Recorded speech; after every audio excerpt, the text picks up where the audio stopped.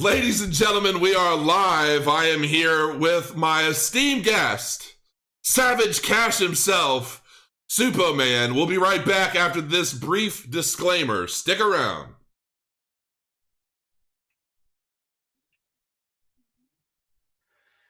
Grow your coins.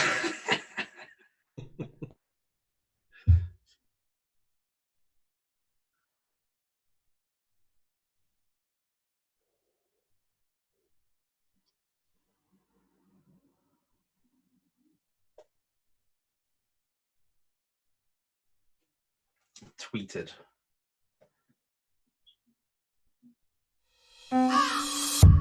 If it's bull or bear, I don't care. It's quite a rough ride, just like life. But I'm kind of patient, 'cause only time will tell. It's gonna go up, so you better stay calm. Grow your coins, you gotta grow your coins. Grow your coins, grow your coins.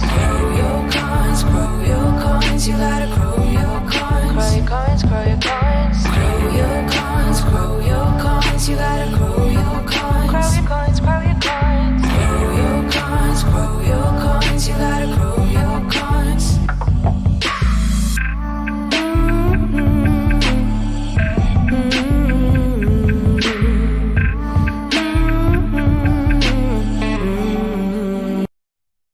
And we are back. We are live.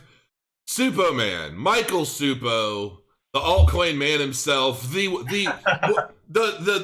man that I started my YouTube channel because of, who hasn't gone Bitcoin maximalist. How are you? I'm very well, thank you. Very well. How are you? I'm doing very well as well. It's 12 o'clock Eastern Standard Time. It's like 4 o'clock. 5 o'clock your time. 5 o'clock my time. 5 p.m. my time. Yeah. 5 p.m. See, now that explains things, because I'm thinking, man, SUPPOMAN's up at the butt crack of dawn putting these videos out. He's already gone live and done his thing before I've even woken up in the morning for the most part. And now I understand it's just a huge time difference. And we basically have the same schedule. Exactly, yeah. We have the same schedule, just different sides of the world. Yeah, that's it. So you spend all of your waking hours, like into the wee hours of the morning, just reading and researching and trying to put shit together? I can't say that I'm doing as much researching as I used to. Agreed. But I'm certainly, my kind of body clock is still go to sleep at 4 a.m. But it's there to cater for when I get back into the swing of, looking at altcoins and all that kind of thing. Do you just get burned out sometimes? Because I sure as hell do. Burn out? Yeah. Yeah, I mean, I'd say to a bit of an extent, I've kind of burnt out recently. Yeah. Hence why, the kind of lack of videos. I want to do more, but, at the moment, it's just contributing to the fatigue if I do. So I kind of just pull out something when it's valuable rather than, like a lot of YouTubers do, kind of just like make a video every day just for the sake of it, and it does nothing except just get views. So I'm just not one of those people. I'm with you, man. I have a real hard time doing videos unless I have something to say. And if there's nothing going on, I don't like regurgitating the same shit everybody else is. Just to keep the algorithm going. And it's like, well, exactly. It's difficult because the algorithm is the way it is. But, I want to, before we even really get into a lot of the altcoin stuff, I'm interested in learning a little bit more about who you are. And I find your story interesting, because you started in a lot of this. Dude, when my oldest daughter is 11, and I said, and she goes, I saw you're doing something with SUPPOMAN. Why does he sound familiar? And I said, he's a crypto. I said, he's a YouTuber. And she's like, well, what does he do? He sounds familiar to me. And I said, well, I think he used to do Minecraft videos a while back. And she's like, damn, my daughter was insanely addicted to Minecraft for a long time. And I think she's actually recognized your name from doing Minecraft videos. So I'm interested to know, what got you started in all of this? Like, what did you do before Minecraft, because that seems to be like your big gateway into YouTube, and then it kind of merged into, holy shit, I just discovered this new technology that I love. But what did you do before that? Oh, this is the stuff I hate talking about. But okay. Oh, that's perfect. See as you've asked. So I went to university and trained as a lawyer. That's so right. I came out and became a lawyer, and found that it wasn't quite as well paid as I hoped, because I'm very ambitious, but like I see money as a good barometer of like ambition, right? And I always thought I should get more money. So then I branched out and did a few different things. What kind of law? Family is what I did. I wanted to do like criminal, but I did family law. So it was like children being taken away from the parents, and the parents were kind of like my clients. So I would help them gain back their children. So that was what I did. Really what I wanted to do is get involved in murder cases and things like that, but you can't really decide. So anyway, yeah, okay. So I did that for a bit, and then I went into sales, and then I became a senior manager in that area, and then I went to marketing. And while I was doing my marketing kind of training, my son, everybody knows as Suppo Kid, Harry, he watched YouTube a lot and watched these Minecraft YouTubers a lot. And so I watched them and I thought, well, I think I could probably do this, right? So I created my own channel, and I did all sorts of rubbish on there while experimenting. Like, I did GTA 5 videos and some reviews of mobile apps. And then I kind of struck it lucky with these Minecraft videos I was doing. And it wasn't really, it was kind of like Doug Polk type Minecraft videos. So it wasn't talking about Minecraft as such. It was talking about the personalities that did Minecraft videos. So you're just dropping shit on everybody, basically. Yeah, I mean, I was doing like clickbait. I was doing like really like dramatic stuff, I would say. The people, kind of wanted as a change to just watching somebody doing a Minecraft video and building something. I did something that was a bit more dramatic, a bit more like a gossip kind of channel. And it was incredibly popular. In fact, to be fair, I think it's still got more subscribers than my current SUPPOMAN channel. So. Oh yeah, anything gaming. Honestly, to get like my goal is 100,000 subscribers. Then I'll feel like, okay, I've arrived. Until then, I feel like I'm just dog shit on YouTube. Because it's like 100,000 subscribers in crypto is really, really good. But in just about any other area, it's nothing. It's like 1 million. You have to have 1 million subscribers to be recognized. Yeah, because there's no current crypto YouTuber with 1 million subscribers. So there's no one that's hit that mark yet. So yeah, I suppose the main benchmark for accolades, I guess, is 100,000. Yeah. Yeah. And which I got in the altcoin boom of last year. Right. And I think a lot of people really blew up around that time. But I'd been around a bit earlier than most, so my channel was a bit further along. Yeah. So I was kind of lucky because I've only really been losing subscribers since. I did that too because I was over 80,000 and at one point, and then I just when the bear market hit, I was like, I don't even know what to talk about right now. Like I have to wait and see what starts to come together. And I tried to hold on, and then after a little while, I said, you know what, I'm just not going to talk about anything unless it's worthwhile. And because of that, the algorithm said, oh, you took a break, so we were going to take a break too. And then just everything started to kind of dwindle. And I got a lot of people like, during that bull run, I was getting literally 2,500 subscribers a day, like clockwork. It was stupid. Mm-hmm. And I had a lot of people, oh, he bought his followers. Look how fast he rose. And I'm like, you're a moron. And what's funny is even after the YouTube purge, where they basically purged all the bullshit subscribers, all the bullshit, everything, but it barely touched my channel. Yes, and people would still like, he bought all it. It's like, give me a break, man. Like, so it's silly, but yeah, I've been growing again recently, which I'm happy with. And I'm trying to, get things rolling again. And I've been watching, you've been doing some really good stuff lately as well, which, I watch your videos and I'm like, I'll see you talking about a particular project that I may or may not have invested in, or I just want to learn a little bit more about it. And I love the way you do your reviews, because you really get into the nitty-gritty of what the project is, what its use case is, you know, and really kind of help people understand what the project is about, as opposed to just, you know, regurgitating the same shit everybody else does. Yes. And I like that.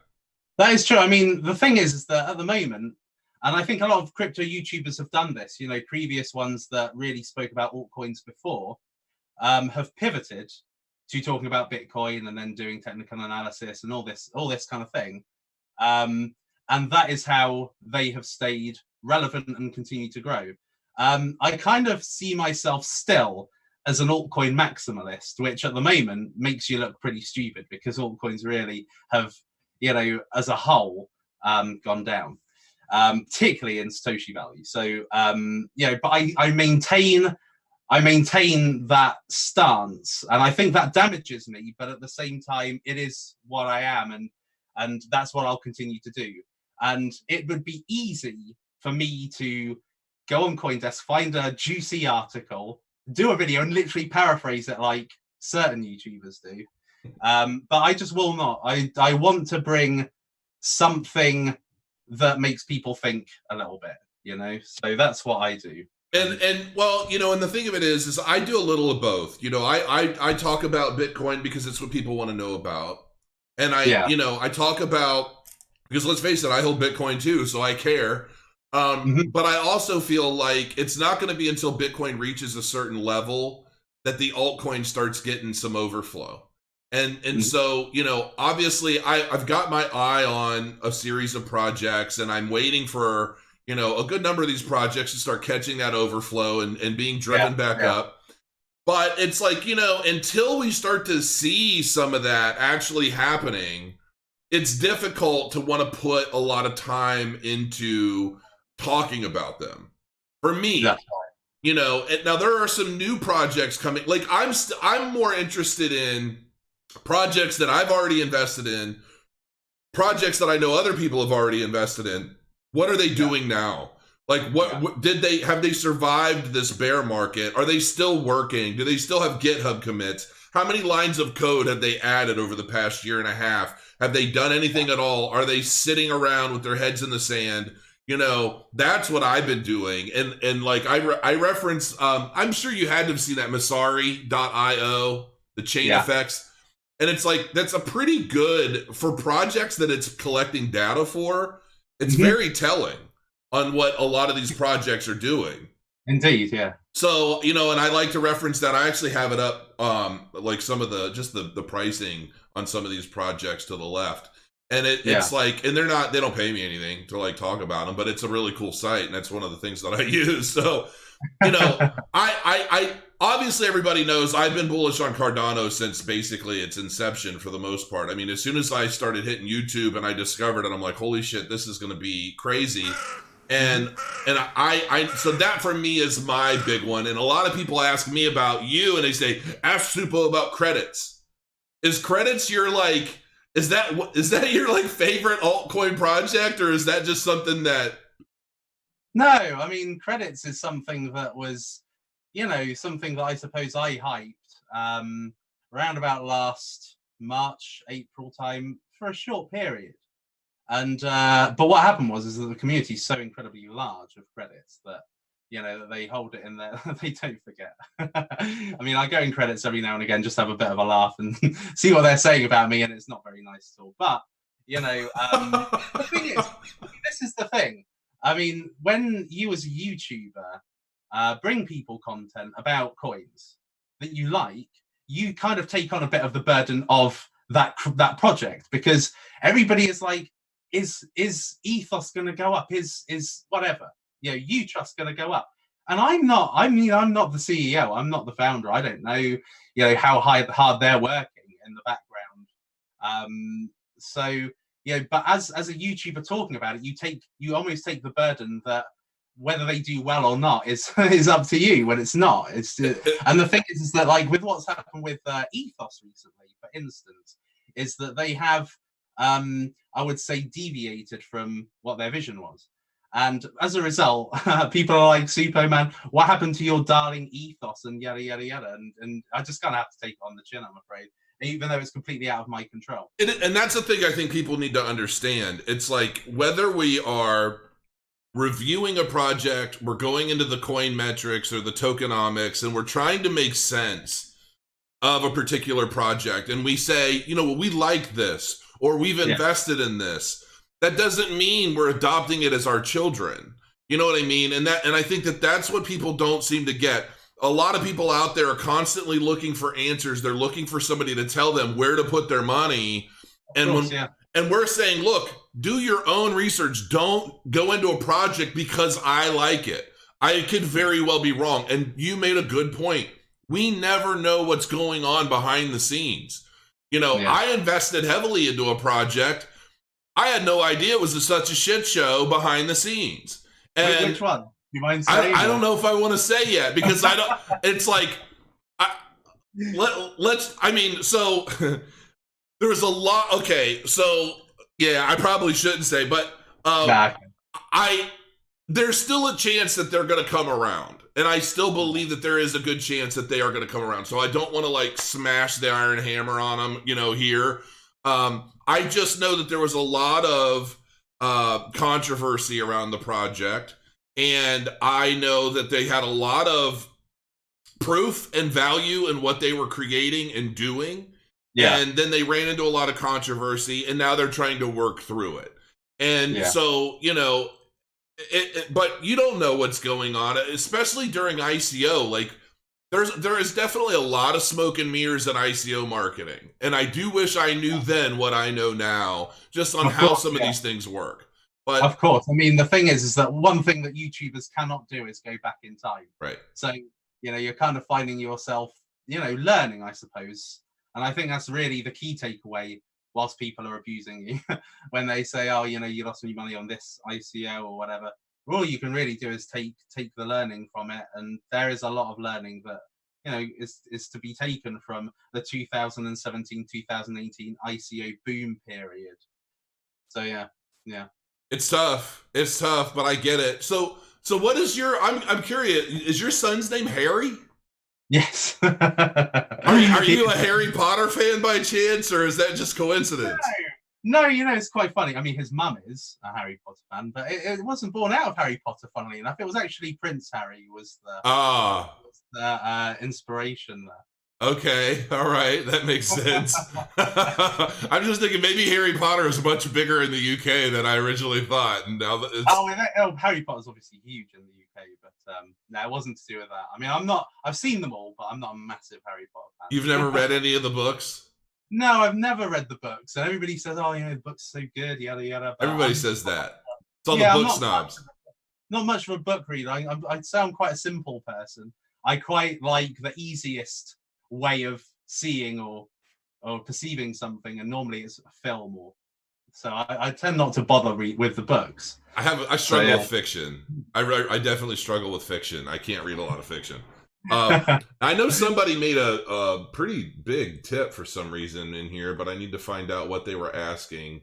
I don't even see my tips or get them because of that. My song, my Crow Your Coin song, it all goes to them, which is totally cool. But I get that copyright thing, and it says I'm ineligible and all that. But let me see, where is it? GBU Professor Wally. Let's get the likes up. Oh, give some love to the Crow and SUPPOMAN. Yeah, smash up the old likes. Learn, earn, don't get burned. Thank you for that. That was actually pretty nice. Typically, people have a question. He did that just to help. That was pretty generous. So what are some of the? So here's the thing. You know, when I look at all my projects and I look at everything that's out there, and I think, okay, the reality is that I would say, like, I went into a lot of stuff. Like, I have a lot of the projects that I invested in right on the left side. So Aeon, Deep Brain Chain, Phantasma, Quark Chain, Utrust, Dent, Mainframe, GoChain, Qtum, Matrix AI, Ontology, Power Ledger, Ontology, Gas. Oh, that's just what I get. Dragon Chain, OMG, Neo, Cardano, XRP, Stellar, Tron, and Ethereum. Okay? Yeah. Yeah. And in that list, some people are going to look at that and they're going to say, holy shit, you went into X. What were you thinking? Right. Yeah. And, you know, my philosophy is I look at that and I think, okay, that's a very diverse altcoin portfolio for me. Mm-hmm. You know, I have a lot of projects that are, you know, their own token, their own blockchain. They have their own whole new way of doing things. And then I have some, basically it's a mixed bag, right? Yes. Yes. And in that list, during the next altcoin rally, I expect quite a few of those to do exceedingly well. Some to probably just get back to where they were, and some of them to just take a huge shit on the world. Right? Like, that's just kind of the way it is. Yeah, yeah. Because some of those projects I look at, well, these are either going to do really, really well, or they're probably not going to do anything at all, and they're just going to go to nothing. And that's kind of the gamble of investing, and that's part of the idea of kind of diversifying things, right? Mm-hmm. What are some of the things that you've gone into that you're like, probably shouldn't have bothered with that one? I don't think there's many that I shouldn't have bothered with when I think back on why I invested in it. True. Having said that, you know, as time has gone on, because this has been, you know, I would say that really altcoins are not still in a bear market, but I would say that certainly people are not as bullish on altcoins as they are on Bitcoin, for instance. So as time has gone on, you know, projects like Ethos, I mean, I'm invested in a lot of coins, okay, so bear with me a minute, but projects like Ethos have slowly become slightly not obsolete, but have slightly become less relevant whilst there has been more competition. You know, and I think that is really how things have changed. If I look at my portfolio, I mean, when I listen to your portfolio, it sounds quite 2017, 2018-ish. Mine, I would say, is well, to look at, if I go down in order, BitMax is number one, which I'm quite happy with. Hashgraph is not out yet, but it's where a large amount of my Bitcoins went into a private sale. I actually tried to get into Hashgraph and I couldn't. I couldn't get anybody to like work with me. It was extremely tough to get into Hashgraph, and I mean, I tried every which way because I was really excited about it. Mainframe, Utrust, LTO Network, Ontology, Neurochain, Ethereum, Omnitude, Cardano, P-Chain, V-Chain, Seller, Zebi, Zebi, Fusion, Phantom, Neo, I mean, Pundi, I mean, there's a good mix, I would say, as I've kind of taken them on the, you know, as I've been going along the altcoin journey. So I've been picking up some, which I do expect that come when altcoins do rally again, I do expect the newer ones that have the venture capitalists behind them to go up quite well. I think that ones that I invested in around about 2017, a little bit like maybe Utrust to an extent, Ethos as well. I don't think we'll ever go back to. I don't think Ethos will ever go back to its all-time high. You don't think Utrust will?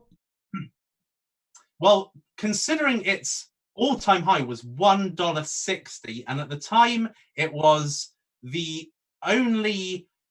It seemed like the only micropayments, you know, way to pay online for various goods and services, and having that like buyer protection, you know, a bit like PayPal. But it's slowly become less unique over time, and it's not. And the thing is that as we've moved into 2019, I think the metrics that make something investable means that some of the old projects don't have some of those criteria, I suppose. And one of those things is, like, for instance, venture capitalist funding, because that gets you everywhere. That gets you, you know, blanket coverage. You can afford all the promotion you need to the right people, and you're also being promoted within these like whale investor networks, which is what's happening with the likes of BitMax, Algorand, the BitMax, the Binance IEOs essentially have all those metrics, and the altcoins that I previously invested in didn't.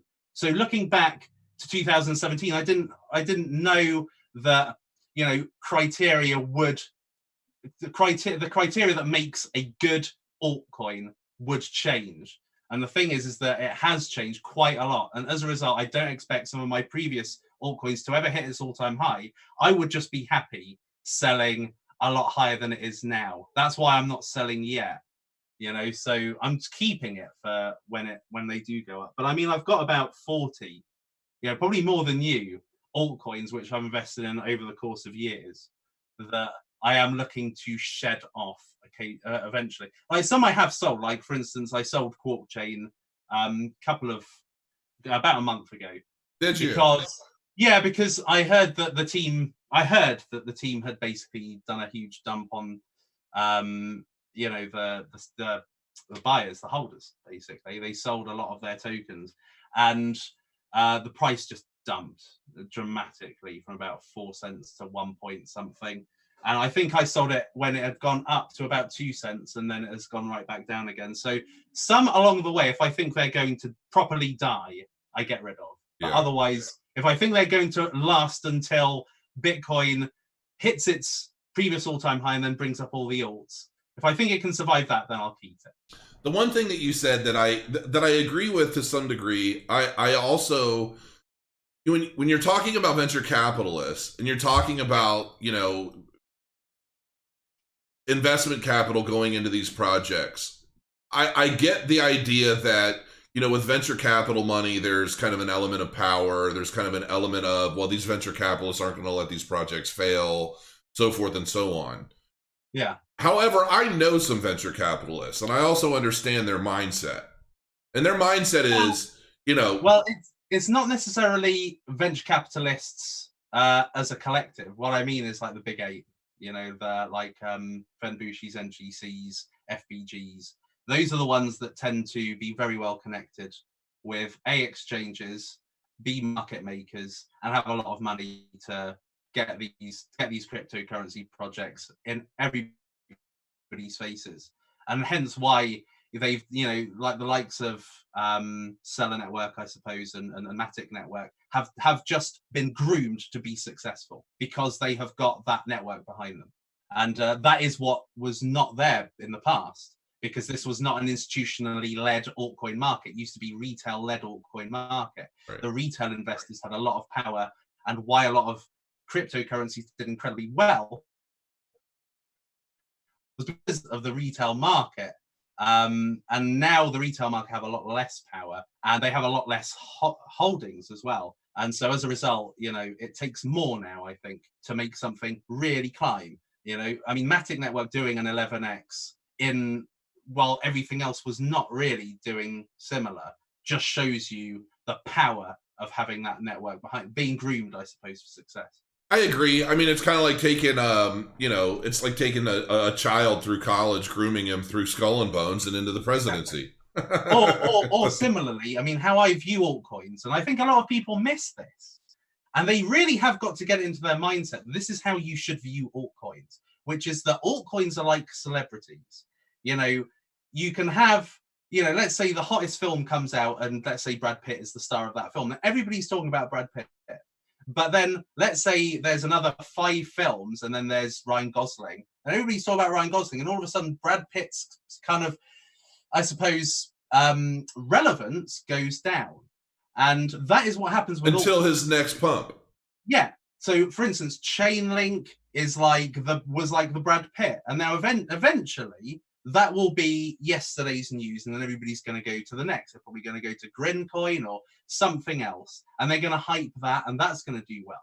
Previously, it was Engine, when it was, in the Samsung partnership, and on the blockchain phone, everybody was hyping about Engine. Now nobody talks about Engine. And the thing is that with altcoins, it's very much, they're hyped 1 minute, kind of out of everybody's mind the next. But cryptocurrencies like Bitmax, as an example, are always being spoken about. And the reason why is because that is being groomed for success. It's being almost groomed that people will not forget it. And I believe as a result of that, it is going to be... I already forgot. What was it? Bitmax. Bitmax.io, the exchange.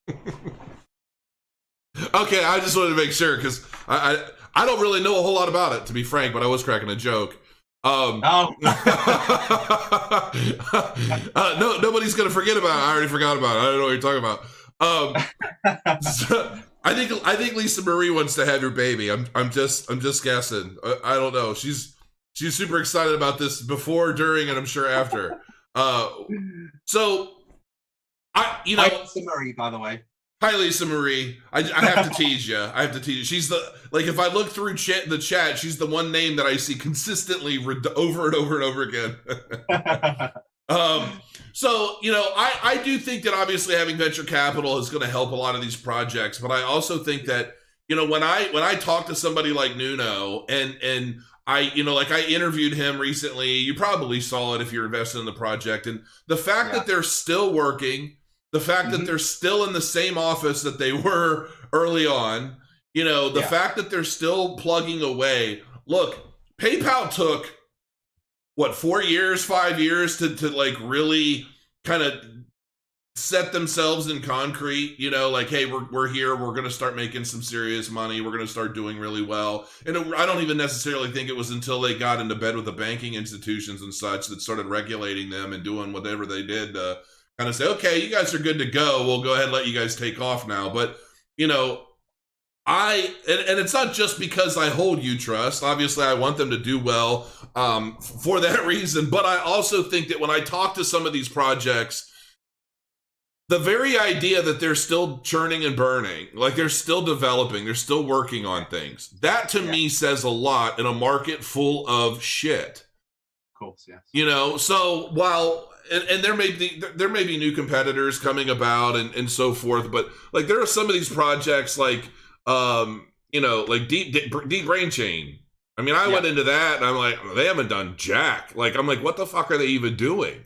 And it's like I look at some of their social media and I have different alerts and then and I try to keep, and it's like a lot of the stuff that they're posting on social media is just garbage. It doesn't mean anything. It's like they're just trying to stay in the eye without actually saying anything. Yes. And stuff like that bothers me. Yeah, I mean, the thing is that it's a very tough thing to do because, what you have in crypto, I mean, I know this from, having my own business, I suppose. Like, when I'm running my own business, I only have to care, really, it's me that cares the most about, is it making a profit or not? Because otherwise, if it's not, I will, then I'll not have money, right? But in cryptocurrency, you have got... an obligation, I suppose, to the people that have invested in you. And those people that have invested in you, you've got to show them that you are working. And so while they are working on the business, which I understand some projects are still working very hard on their business, they have got to also make sure that the investors see what they're doing. And a lot of those businesses are not able to do that very well.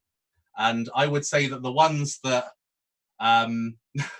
I don't want to go back to this venture capital thing because there's a lot of reasons why an altcoin does extremely well, but sometimes they are too strapped for cash and too strapped for resource to be able to show the investors what they're doing. And so investors think that the project's dead and then they start to sell it. And really they are still working in the background, but some really do still slug it out. I'm aware that Utrust, I've met the guys and think they're amazing guys. And I'm not going to lie myself that when I saw the LBRY project, that I was immensely disappointed in other projects. I don't even think LBRY is going to launch, though. It's just an idea to me. It may or may not, but they have created a MVP which looks insanely simple, right? And I don't know how long they've been developing it, but probably not very long.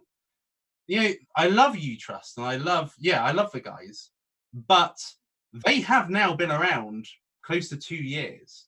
And I would say I would personally want more from a cryptocurrency like that if I thought it could achieve its all-time high again. So while I know they're working hard, sometimes it's about quality, not quantity. Right. See, when I base everything off of its value against Ethereum, because that's what I entered into all these positions with at a particular time in the market. So for me, it doesn't necessarily matter for me if a project goes back to its original all-time high against Fiat. What matters to me is its growth against Ethereum. And right now, Ethereum isn't really looking that hot. Like if looking at everything Vitalik's putting out there, and there's a lot of like self-imposed doubt.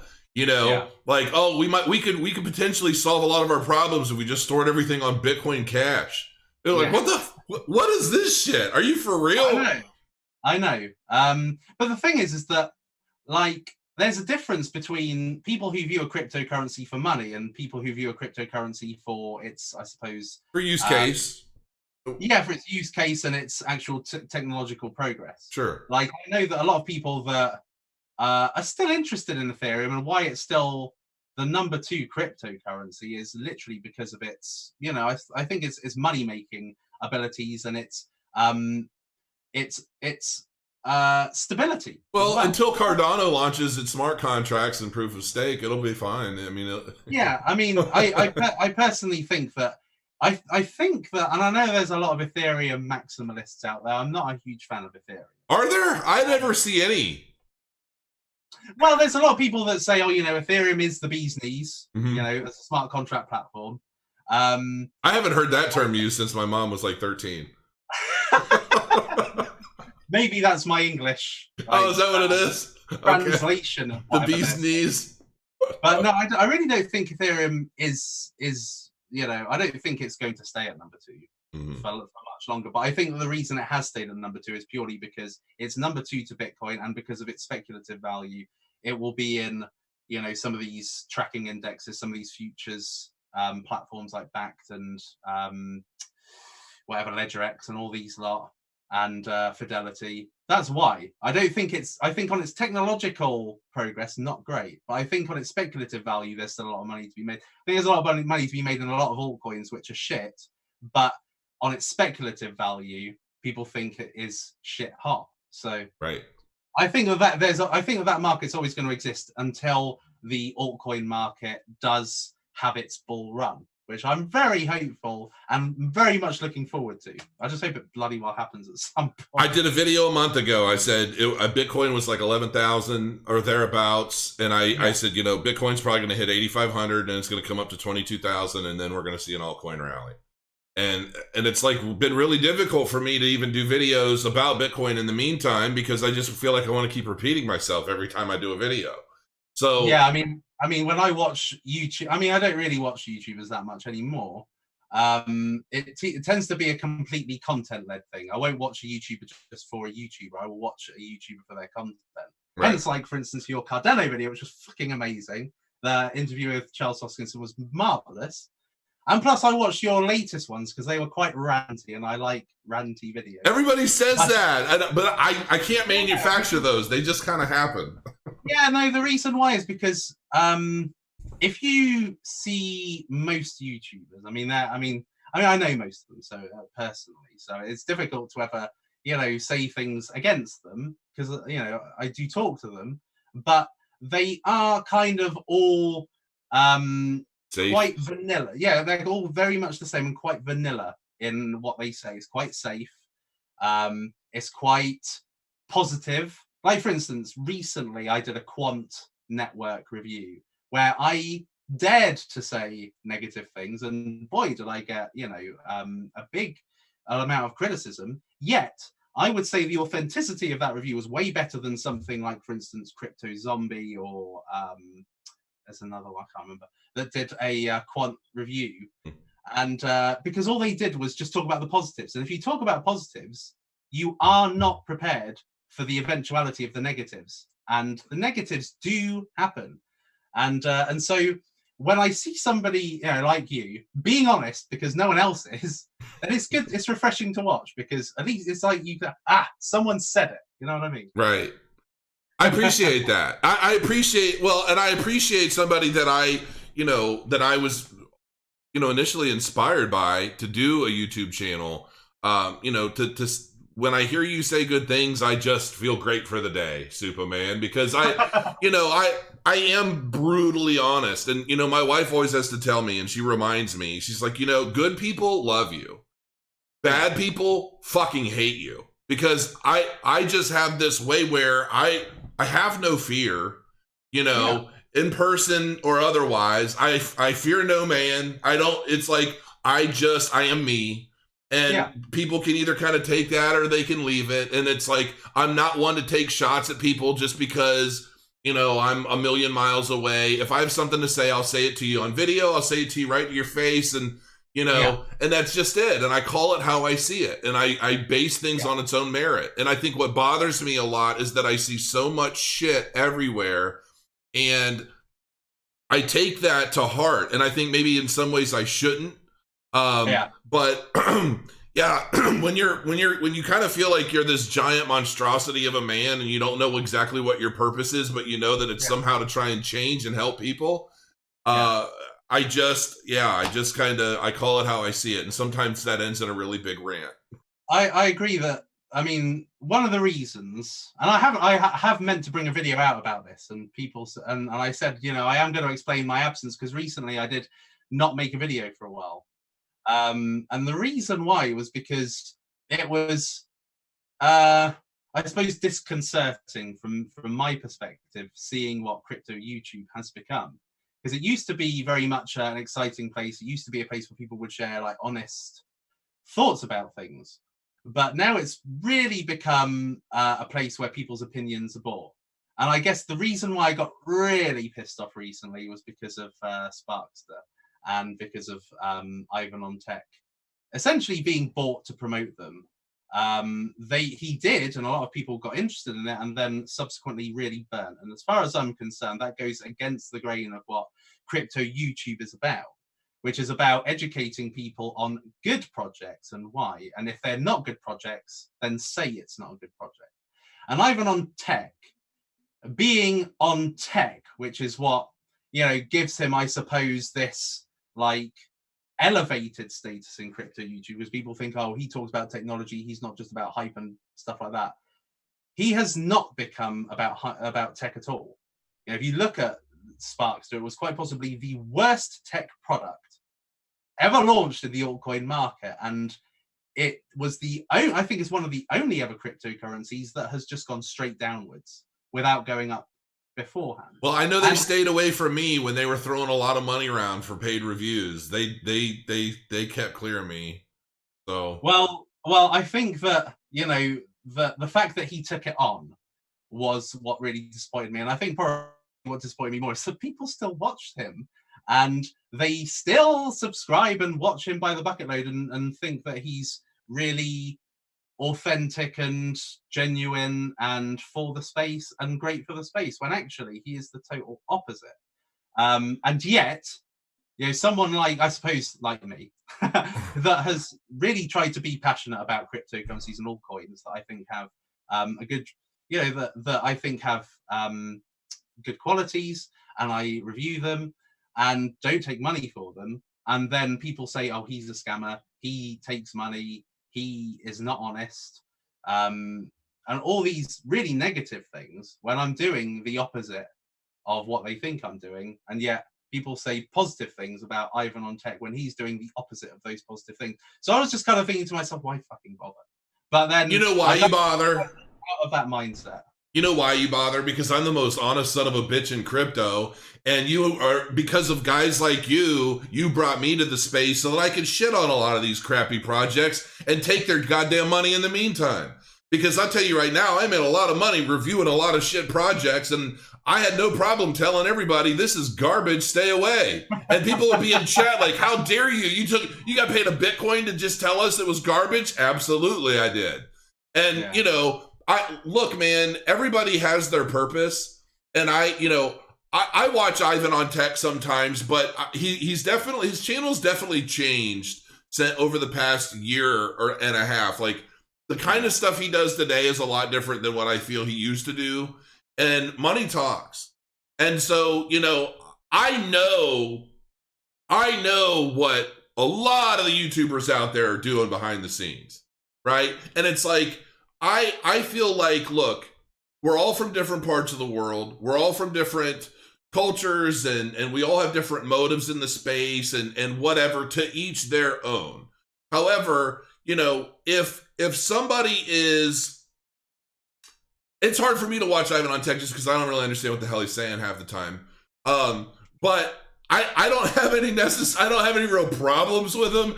I know Ian Bellina was like, he came out and he was like, oh, I'm really sorry to everybody, because I know he was I think he was like an advisor, wasn't he, for Sparkster? And like, how could anybody truly know, you know, like that something is going to tank and just go down that hard? I mean, Sparkster was an obvious example. Yeah. I've never seen an example more obvious than Sparkster in my whole life, you know, of something that was quite blatantly going to burn people, because it was one of the shittest projects ever. I mean, their marketing was on point, and I've said that, and people said, oh, Superman, you endorsed Sparkster because you said their marketing was on point. No, all I said was their marketing was exceptional, because it was. They were very much, this is what we are, and it was very understandable. They weren't using jargon like a lot of projects do, but they were quite clearly going to go down in flames. And just the fact that somebody who purveys to be so knowledgeable about tech did not warn people, and in fact took the money to promote something so shit, I have a real problem with. I have a problem with it because crypto YouTube is not like every other area of YouTube. You can take money for sponsored videos anywhere on YouTube in other sectors, but what happens is that the products are not things that people are investing in and can get dramatically burnt with. Crypto is. And when you endorse something which is going to make people lose money, this space, I don't think, should accept you. But people are stupid. What can you do? Yeah, man, I get what you're saying. I wish I knew at the beginning of, like, like this next cycle, oh my God, things are going to be different. Having gotten into crypto in November of 2017 and just really, man, I didn't sleep for like a month. I seriously I read everything I could. I read every article. I watched every video. I didn't sleep. And it was so bad that I was like manic. My wife kind of wondered, like, are you okay? Like, because I seriously, dude, and my testosterone was shit. Like, I was still trying to figure out, because I do the TRT, I get my little shot in the ass twice a week, just to keep me going. And it's like, I was just like a pregnant woman I was like hysterical. I would read something and it's like I'd have a eureka moment, and then I would go on to this, and then it was nuts for like a solid month. Because I was just so consumed with the idea of this new technology and what it stood to bring the world.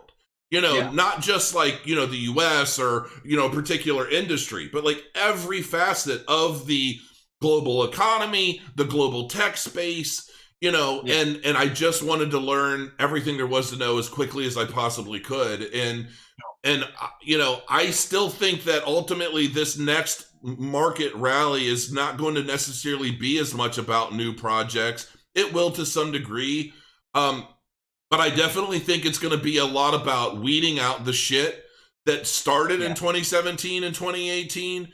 And where is that money now? Where are these projects going? Because they've had now a year and a half, 2 years to develop, further their progress. And, we'll see where they, I mean, look, the bulk of my altcoin holdings is in Cardano, and I feel very secure in that. Yes, so. Yes, me too. Yeah, like whatever happens is just going to be a bonus to what I see Cardano doing over the next even 6 months, really. I mean, we never know for sure. Anything could happen you could take the most bullish, biggest, baddest, most awesome project out there, and it could go completely do a 180 and turn to shit. The CEO could get hit by a truck or ran over by an ostrich. You never know what the hell's going to happen. But we have the best intentions. Okay, so like we're about 48 minutes in, and I know you're busy, and we've got all kinds of stuff going on. I'm going to hit maybe a couple random questions from the audience. Go on then. And let's see what we got here. You guys will pick up negative comments because they're directed at you. You pick up a good comment on others because I don't even know what the hell he's talking about. Love the honesty, Crow. She really wants to. Oh wow, Bosman. Wow, the comments are. This is like a dirty nightclub in here. I don't even know. Crypto Crow. Oh, I like it. Maybe let's have a look. Do you wife got a loan and used money token platform to buy a house? No, I didn't do that. I had talked, I think, gosh, that was a long time ago. I had talked about potentially using something like money token to basically make a loan, to basically loan my Bitcoin, get the fiat that I needed, and so forth and so on. Yes. But I ended up not doing that. Because I just didn't like the idea of entrusting my holdings to a company in Russia. You know, it was just kind of like I don't even know where they are now. I haven't even looked at them, so I have no idea. Yeah, I mean, I was shilled money token, so like it was just in my face. People getting up in my grill talk about money token. But I do think that if I was ever going to use my cryptocurrency as collateral to get a loan, I would use Nexo. But it's because I kind of know the guys, I trust them, and they personally over Celsius. Yeah. Yes. You say that like you know something I don't. Well, yeah, but I mean, everything's kind of conjecture. You know, I know. I mean, I've heard certain things, but I'd use Nexo. Probably has more credibility. I like. Don't get me wrong. I like Celsius. I've met Alex. Sure. I think he's got really. I think seems a very genuine guy. But I think it's a difficult market to get right, and I think that Nexo have a lot of experience. I've never even heard of Nexo. Have you not? No. So really, okay. Oh, I mean, it really has. I mean, it's not. It was one of the hyped coins of about May last year. Did incredibly well. I think it roughly 10x, and then it came back down. But it's mainly because it's not. You can't really buy it on a normal exchange because it's a security token. Okay. But it is poised to do quite well probably in the future when things are slightly more accommodating for security tokens. But no, I think just as a service, I have been very interested in using that rather than cashing out. I mean, that'd just be a backwards thing to do, particularly in the UK where crypto taxes it's just a terrible system. So yeah, so it pays dividends. I'm not against using it a service like that. So and also the thing is with Nexo, Suppo, stop shilling Nexo. Now the other thing I like about Nexo is that you earn Nexo as a dividend, so you pay the interest back in Nexo. So if you are making free Nexo as a dividend, essentially over time there is no interest rate, if you know what I mean. So that's another reason why I would probably use it, because their interest rate is a bit high. It's 8% annually, I think. Is this another Russian company? No, they're not Russian, I don't think. Well, no, Anthony, that's not a Russian. Anthony Trenchev. Yeah, it does sound Russian. I was thinking about the surnames, and I was thinking, yeah, it probably is Russian. But I mean, I've spoken to the guy. He doesn't sound Russian. Yeah, I don't know. I was just looking up some of it. So it's basically trading at like 12 cents right now. I was at 12 cents. That's pretty good. Yeah. Yeah, I mean, honestly, looking at the historical ROI over the last year, it's been basically up 52.66%. Where are you looking for that? I'm looking at Masari.io. Yeah, Masari gives you really good information, actually. Yeah. Yeah, man, I'm checking the stuff out. I mean, it's been pretty level for the most part. So I honestly, if I knew back in the day what I know now, I would have just bought Binance token and just sat on the shit for a year and a half. And yeah, I mean, I did that, and I still sit on it, and I do see BitMax as being. Suppo, stop shilling. I do see BitMax being a bit like that in future. I'll look up BitMax. That's the last time I will say it. I don't know shit about it. I actually trade stuff against Binance token sometimes if I'm doing little swing trades and things. And I actually had a good chunk of Binance token that I held throughout like a year and a half. I ended up with like half a Bitcoin worth of just. Oh, really? I liquidated everything that it produced over the bear market. I ended up with like half a Bitcoin I didn't even know I had. And as soon as I realized that, I pulled all that shit off of there. I sold it off and threw it in my safe deposit box. Yeah. Are there any other questions? I think, a lot of people are just commenting about random stuff. I'm seeing everything from like penis talk to like, I don't know. I think some people are expecting like you and me to have some sort of competition of wits, or I don't know what the hell people are thinking. They're like, look, Suppo's my guest. I'm not here to like challenge him on any level. I mean, I even like the hairstyle. I didn't even do my big boy statue today, like I did the last time. with the people, Lisa Marie loves us together. Now she's getting really deep in her fantasies, and Lisa Marie, you got to calm down there. Calm down there, girl. So yeah, I don't really see any question. What do you guys think about XRP and the SBI virtual currency going live? I've never heard of SBI. Yeah, me either. But XRP, I think everybody knows my opinion on XRP. It's a good money maker, very good speculative token, I think, over the course of time. But fundamentally, I'm against it, and I think philosophically, I'm against it too, because it's decentralized, and I don't see the point in a crypto market where the whole purpose is about decentralizing. Well, I suppose everything. XRP does not belong, but it is something that will make people money because it's got a huge cult following. It's like Bitcoin, huge cult following.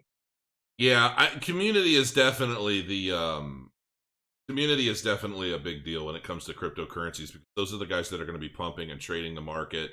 And personally, a lot of the projects, even projects that have failed, even projects that have not done well over the bear market, I still see getting pretty significant pumps in the next altcoin rally, because once the money is flowing and we start getting true volatility back in the market, I mean, we're finally starting to see volatility spark back into Bitcoin. It's almost like, the crypto market was a dead body for a while, and then somebody just shocked it with a defibrillator, and that pulse starts with Bitcoin, and then the volatility starts to build, and then slowly it starts spreading through the rest of the body. And then before long, we have life again. And I think that that's ultimately what's going to happen, because, look, I think Bitcoin needs the altcoin market to rally to truly start seeing a consistent growth. And because it's people trading these altcoins back and forth into Bitcoin that ultimately drives up Bitcoin's overall value. And I think that's what's going to help take us to where we want to be. It's my own personal opinion. Anything else that you wanted to address, SUPPOMAN? I'll tell you what. I'll ask you a question. Okay. So what 3 cryptocurrencies are you looking to sell off in the next bull run? You just want to get rid of?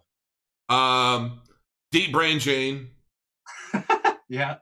Hold on, let me look at my little list here. So Deep Brain Chain. Man, that's kind of a tough one. I have others that aren't in this list. Yes, I got in with a good question. Yeah, you do, because I don't know 100%. Possibly Dragon Chain. There are some other projects that I'm still waiting to see. Like, I've got some reward token. Obviously, I've got Blockchain Terminal. I'm waiting to see what the hell they're going to do. I've seen so many demos now of their platform, and if this guy just can get this shit launched, and he's changed the damn user interface so many times. I told him flat out, like, recently, I'm like, I'm sick of seeing it. I don't even give a shit anymore. Launch the damn thing and let's put this shit to use. I want to use it, and I want to see it used, and I want this token to be worthwhile. So, that I'm like 50-50, man. That could seriously go either way. Dragon Chain, potentially Phantasma. I don't, it's like, there's so much potential still. But I would say that those are my main. Like, I still mine Aeon. Like, I don't know what's gonna happen. I mean, it's down. It's 10 cents, for God's sakes. It was like $11. And I know that there's more competition in the interoperability space, and there's a lot that can happen there, but Okay, and I got another question. Okay. What two altcoins do you expect to really trampoline high in the next bull run, like go up higher, that you hold rather than what's out there? Cardano, and believe it or not, if what I know about this project ends up getting announced soon, oh shit, I don't know if I should say. Go on. GoChain. GoChain, really? Yeah, man. What? I have heard that there's something. I can't say. I know everything. I've seen it. I saw, like, how long has it been? I think I hinted to something. I had a big chat with Jason Decker, man, like a week and a half ago when he got back from his 4-month trip. Yeah. And he was losing his ever-loving shit about what he had been doing for 4 months and how he deserves his week-long vacation or 2-week vacation. And he spelled it all out for me, and he goes, dude, he was almost giving me play-by-play while certain things were happening. And it all apparently came to fruition, and now the paperwork is in process. And once that's done, he promised me that I will be the first person that not only knows about it, but he will be coming live on my channel to announce it to the world. And if it happens, it's going to blow everybody's ever-loving freaking mind. If it doesn't happen, I will say that there's still at least a lot of potential in GoChain. But let me put it to you this way. If what happened, oh God, I don't even know if I can say it, but if can I say that if I created a cryptocurrency and I created a blockchain that was super fast and had a lot of utility and a lot of functionality, that it would really benefit me greatly if an entire country were to adopt it? I think that the practicalities of such a thing sound near impossible. You would think so. I know that if I had a crypto project and something like that were to happen, I'd be very excited about it, is all I know. I don't know 100% that that's what's happening. I don't know that it's a done deal. I don't know, I don't know all the details. I do know a lot of the details. I just can't really say anything about them. But I will say that it's a very, very promising thing if it in fact comes to fruition and everything happens the way it's supposed to. So if I were to take GoChain off of that, I would say, honestly, I really have high hopes I have high hopes for every damn thing I invested in, just like you said early on. What did you go into? I really have high hopes because I went into all these projects for a reason. So I think Stellar's going to do well. I know Tron's going to do well because they're like Ripple. Like, to me, it's like their marketing power is just, you can't compete with that. And so because of that, and because of their use case and what they're doing on their blockchain, and even if they were to just never be anything other than a gambling DApp platform, it's still going to do well, and it's going to continue to grow. So I don't know. Hopefully that answered your question. Those are tough questions. All right, I've got one more question. Okay. One more. Would you rather $10,000 worth of Litecoin or $10,000 worth of Nano? If you were to choose, given that Litecoin is meant to be the fast version of Bitcoin and Nano is meant to be the fastest micropayment kind of infrastructure with the DAG infrastructure, block lattice, which do you think has the most promise as gains potential? Oh my goodness, dude.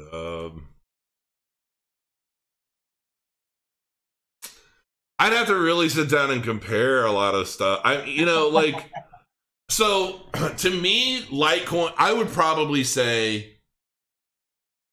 okay, strictly from a gains perspective and like the potential to multiply my investment, and not truly based on, like, Litecoin to me is a safer bet, but I obviously would, it's like, well, would I rather have, $10,000 worth of Bitcoin or $10,000 in Cardano, right? It's like, well, Bitcoin is the safer bet because it's already stood the test of time and already has its use case established as the store of value, and it's going to go up. But is it going to go up 10, 20, 30, 50x over X period of years or months? Okay, so, while Bitcoin is a safer bet, I would still personally go with Cardano. So I guess in this case, Nano, Cardano, I don't know. Maybe I would just Banano. I would say Litecoin is a safer bet, but if I were a gambling man diversifying a portfolio, I would throw some into Nano and feel pretty decent about it as well.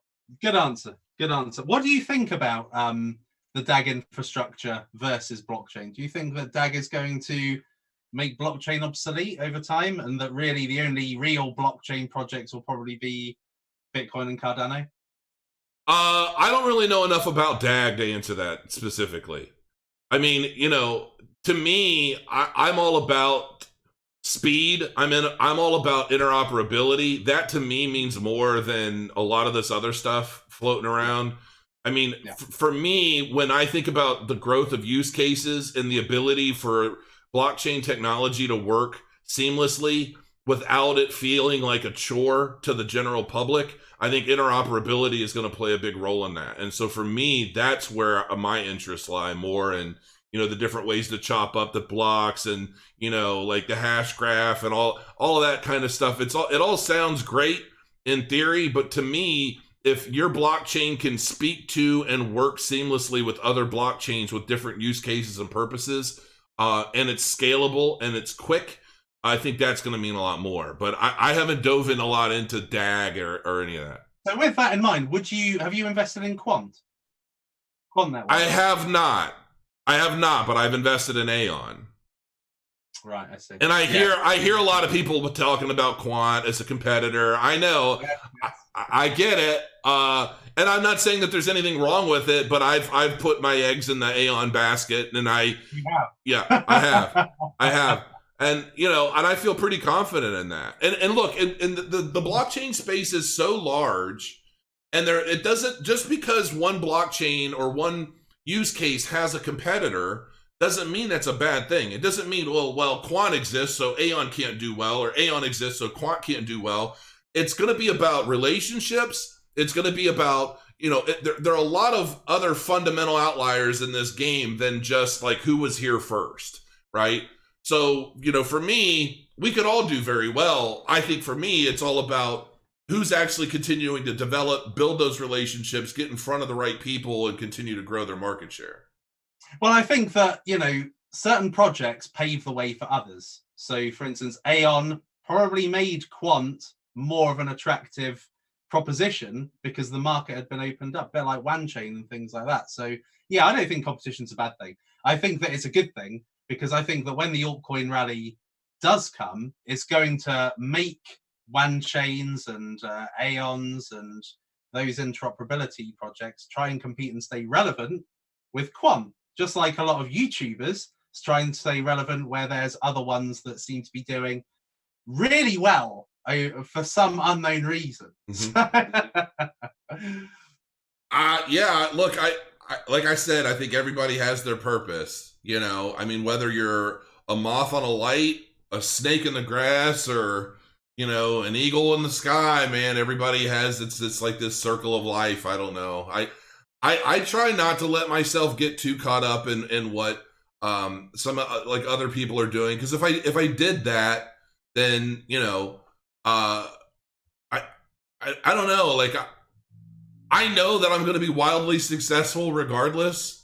You know what I mean? Yeah. Whether it's just YouTube or like I'm launching a fucking exchange, for God's sakes. You know what I'm saying? Like, that is true. That is true. I'm not pressed about what Tom, Dick, or Harry has to say, or like what, it's like, and I'm honestly surprised that you don't have like, like if I were you, like dude, my background, I mean, I've been self-employed primarily since high school. So, yeah. You know what I'm saying? Like, I just love to build business. I love to build things. Mm-hmm. And I want an exchange that is it going to fluff all of the bullshit? Like, I not fluffing the numbers, not pumping the market values, the market caps, not trying to short the altcoin market so that I can profit off everybody later. You know, Binance.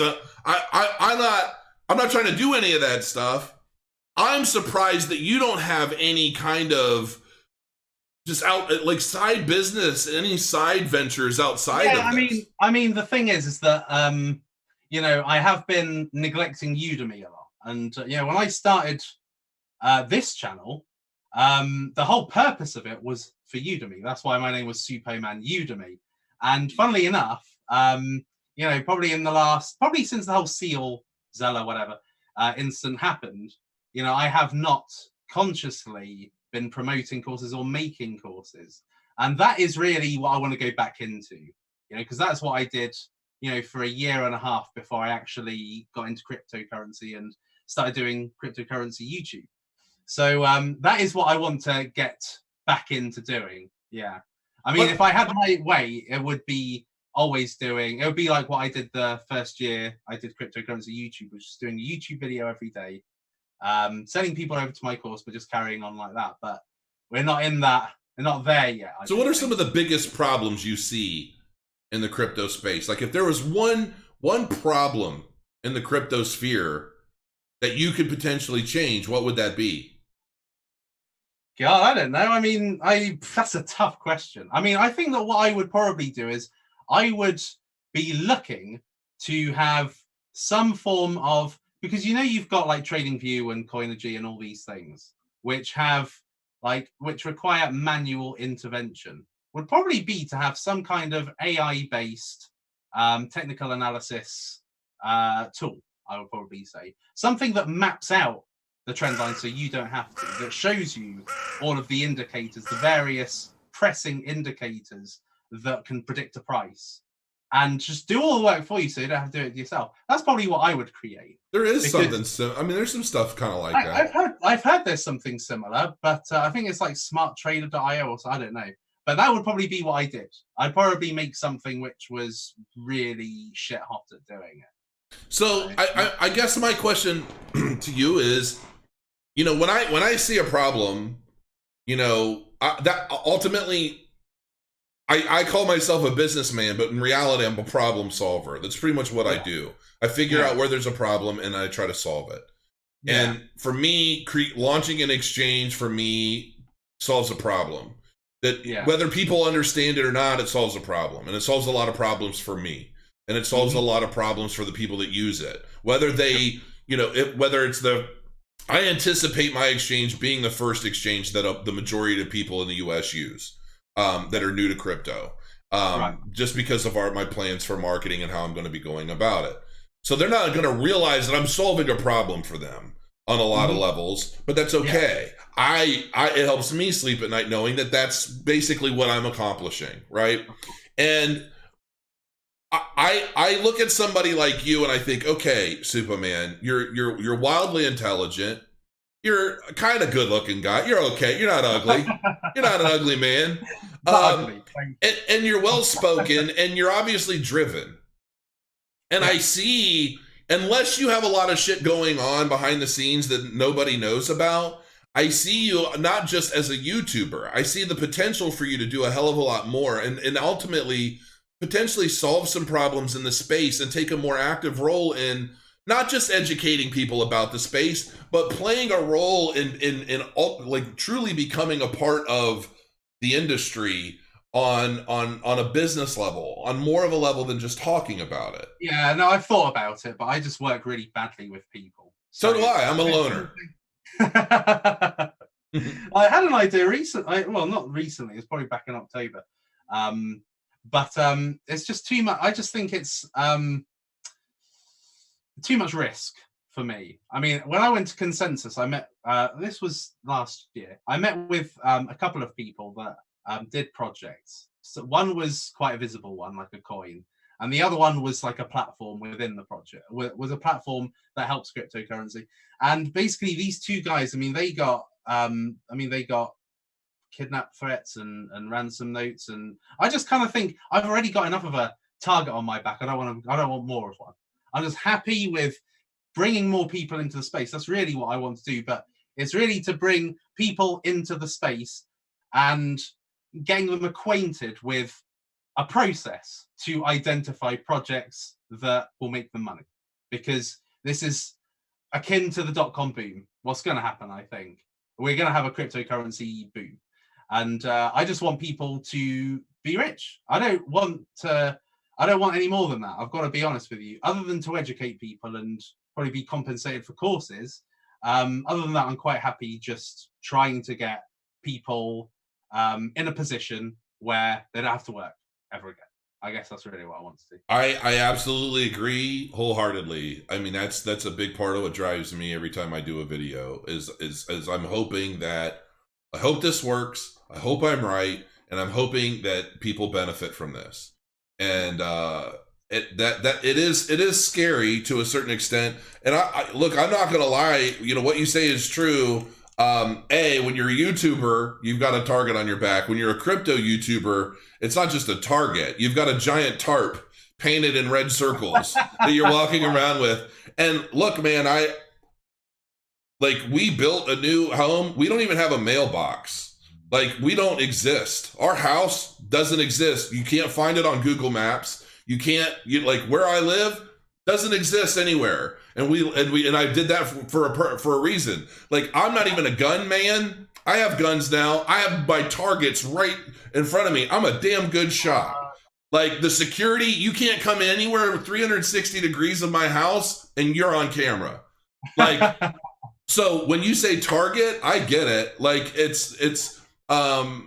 is scary in a way. Like, I always joke about like some Russian former Spetsnaz team coming to try and like raid my house or something. And it's like, I think about shit like that all the time. Every time I log into my computers or I do anything, I'm so paranoid and I'm so weary.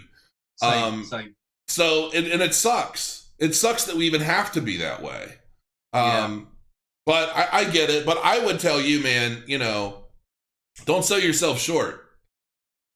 I mean, seriously, look, I know how much money can be made on Udemy. I did that one course. I made like 40 grand in a month. I was like, holy shit.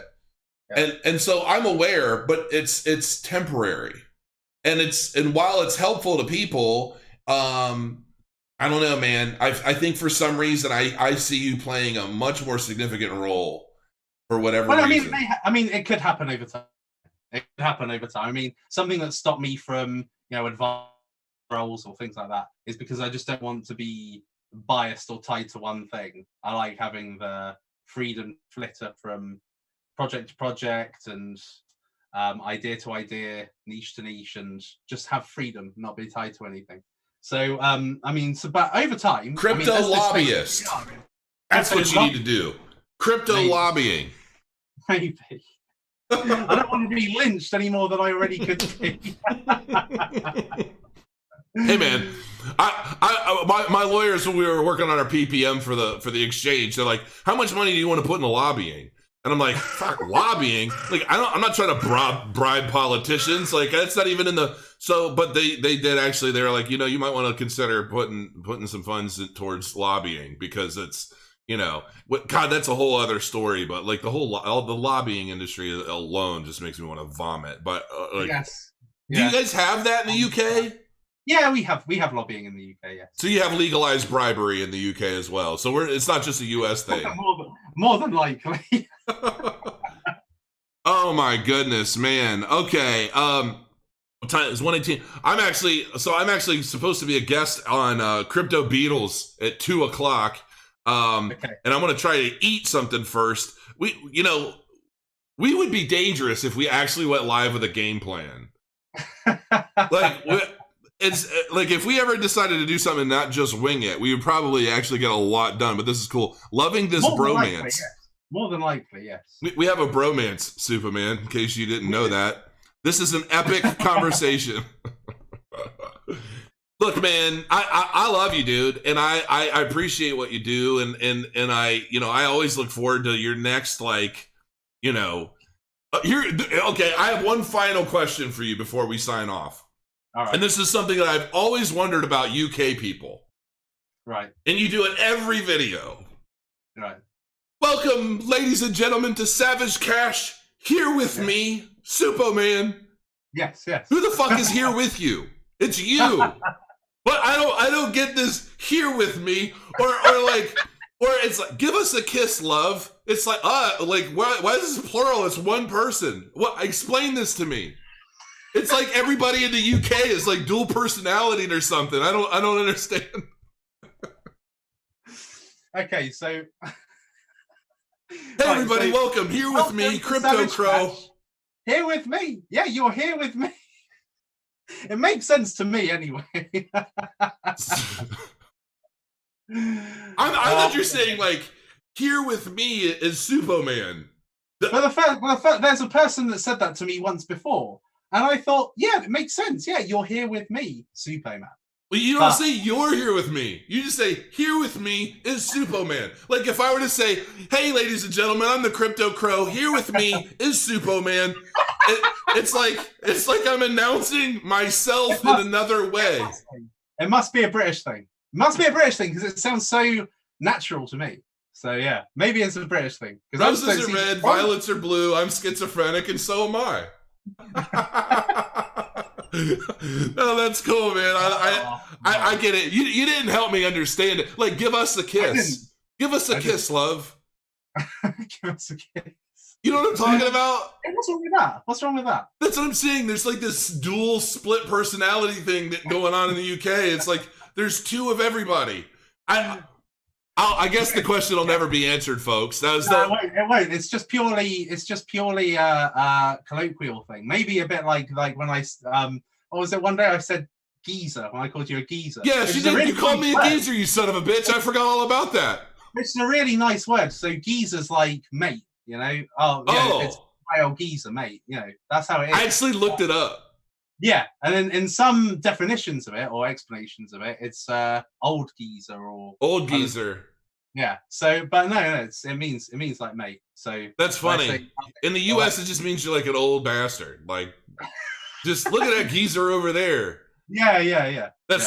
Man. Different. That's not what I mean. Yeah, different world. Hey man, I'll be a geezer. That's fine. I'm a little gray. I haven't dyed it in a while, so you know. Oh well, I cut my hair today because there's a few grays showing. Are you starting to get gray? How old are you? I can't answer. Yeah, don't even go there, Superman. How old are you? 38? No, you're younger. Bit lower. You're 33. No, a bit higher. Well, we've narrowed it down. You might as well. Yeah, we've narrowed it down. That's 35? Between 38 and 33. No, I'm 36. 36. Okay. Yeah. So I guess to you, I am an old geezer. Wait, how old are you? 41. Are you? Yeah. I didn't actually know that. No, I thought you were in your 30s as well. I thought we were about the same age. That's because I'm hot as hell, and I understand that. No, I'm 41, man. I'm going to be 42 in November, and I can't believe it.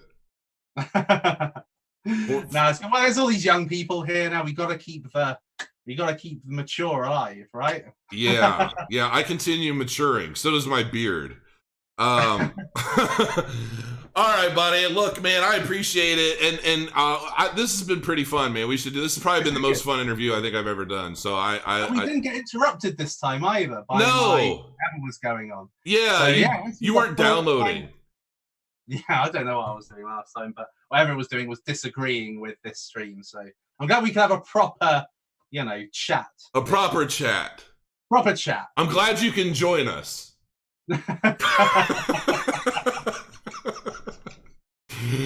Oh man, all right, ladies and gentlemen, I'm gonna go get some lunch before I shrivel up and die because I'm 41 years old, I'm 7 feet tall, 300 pounds, and I have to eat or I start shaking and convulsing, and nobody wants to see that. Actually, probably people do. Superman, I really appreciate you, man. I appreciate you coming on. Hell, I just sent you a message yesterday. I'm like, hey, you want to go live tomorrow? And you're like, sure, what time? So, I appreciate it. Appreciate everything you do. Anytime you need anything at all, from my heart, just let me know. And for the rest of you guys out there, until we see each other again, and you can join us. Bear with me. Bear with me.